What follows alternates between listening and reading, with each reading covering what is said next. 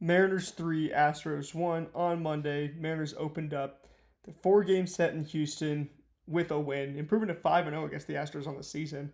And I just want to call this the bet against me game because Julio made that fun little bet with a fan, about hitting a homer to a specific part of the ballpark in batting practice, which he did, and he won their fans' shoes, their flip flops, whatever. And then he hit the same spot during the game for what ends up being the final run the Mariners score in this game. And 3 was all you needed. You score 3 runs early, the Astros only claw one back later. And although they out-hit you 9-7, you outscored them 3-1. You beat them on expected batting average 260 to 250. And this first inning, where you get 2 outs pretty quick. The second inning, Randy singles, a 1-out single. Luke Raley walks, then Canzone singles and Cole Young singles, each driving home a run. Just absolute awesome stuff. To produce 2 runs early in the game against Peter Lambert, who's been a tougher pitcher than you'd expect, by having almost no name value early on this season. Julio with the absolute moonshot, 30 out of 30 ballparks, 414, pulled beautifully. 28-degree launch angle is perfect. And that was on a fastball last week. The one he hit off Martin Perez was on a changeup straightaway center. Julio looks awesome right now. If I had to pick like an AL player of the week, not just Mariners, it would be him right now. He is so locked in. And then moving on to some other stuff. So, Cal Raleigh just released a new edition of the 1-0 podcast where Don Dishes and I go ahead and talk about basically everything going on with Cal Raleigh. And he is so close. It's literally only timing that's off for him. He's like inches, like he is just he is milliseconds. He's not inches away because the bat is, he's seeing the pitches well. He's swinging well in the right spot. It's just the timing that's a little bit off. It's just so many moving pieces to this game. And the only thing that I think is off for Cal is the timing. Harold Reynolds' breakdown on MLB Network was pretty convincing for me. And unless you can tell me another explanation, like I've been looking to see if that hip was injured, or something is lingering from that injury he just had. I just don't see it. Like the swing looks good. He's having long at bats too. So I think just a tiny bit of a timing difference there, and Cal is going to be right back to where he was.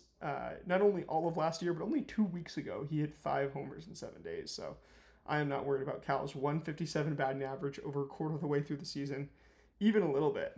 Like my worryometer for Cal, it would be at a 2, like a 2 only more than a 1 because the stats are so bad.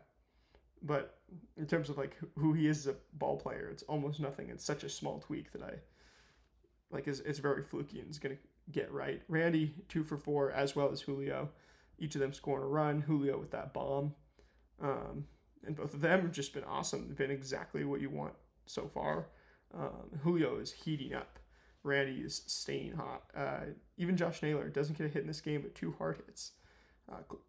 Cole Young and Canzone each 1 for 3. Canzone 1 hard hit. Cole Young 2 hard hits. There's some good stuff here in the box score. And the Astros did make the Mariners throw more pitches, but the Mariners go out and get 13 strikeouts in this game, whereas the Astros only grabbed 7. So, the Mariners were really mowing down this Astros lineup. Strikeouts galore. Jordan, 1 for 5, 3 strikeouts. That's clutch. It's crucial. And he does produce that 1 single down the line on George Kirby. Great piece of hitting, but the fact that you avoided 4 more great pieces of hitting it always deserves a little bit of a pat on the back. And then Jose Altuve 3 for 5, right? And but down this lineup, right, you just prevent this middle of the order from getting anything going. Isaac Paredes did go 3 for 4, but overall a good day. And George Kirby, I was really encouraged by the start for George Kirby. That's the one I want to talk about the most. Andres Munoz, too, gets hard hit a couple times, but even he looks good. And, everybody in the bullpen, hey, just saying, knock on wood, but like where the bullpen's at right now, even with the injuries. I'm happy we're rolling these guys out, happier than a whole lot of other teams would be. And I mean, yeah, Munoz, his velocity was way, way up. He had an awesome reaction at the end of the game just to winning and stuff. Kirby, though, what I love about Kirby is the fact that he's throwing this sweeper, which StatCast was calling a slider. Talked about this quite a bit in the 1-0 pod, how he is challenging for the strikeouts more. And, I mean, the 12 swinging strikes on 99 pitches is good. That is, like, right there, with being an elite swinging strike rate at 12%. And then the average exit velocity at 88.5, is great. All signs point to everything being good. The pitch counts are a little high, but he's pushing for the strikeouts, and I like that. I want George Kirby to be challenging these hitters a whole lot. Like, look at that 38% chase rate. I mean, look at that 41% zone rate. Like, he's willing to pitch out of the zone, which is what we always wanted him to do, become a big strikeout guy. This is why I think he can be, a Cy Young candidate, like, as early as this year, if he does stuff like this. And, I mean, look at this, pitching way out of the zone and stuff. And look at these sinkers on the righties. He's finally starting to do it a whole lot more. And he's even, he's doing sinker away to lefties, sinker in on the righties. And I'm a big fan of it. And the sweeper right there, putting it way below the zone, getting a whole lot of swing and miss. That sinker sweeper, I think, are the two most important pitches for him. Four seam as well. And then after that, being able to use the knuckle curve just enough, to put these guys off balance a little bit. These are more like tertiary pitches.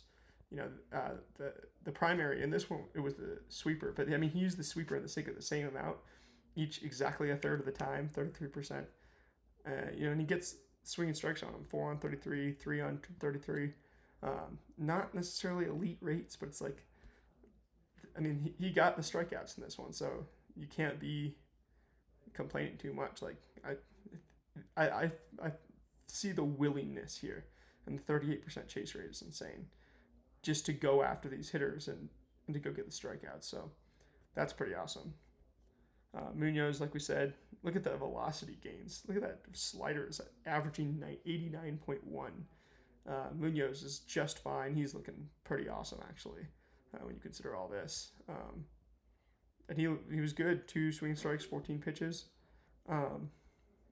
Then Peter Lambert against the Mariners does get the swing and miss, 13 on 96 pitches.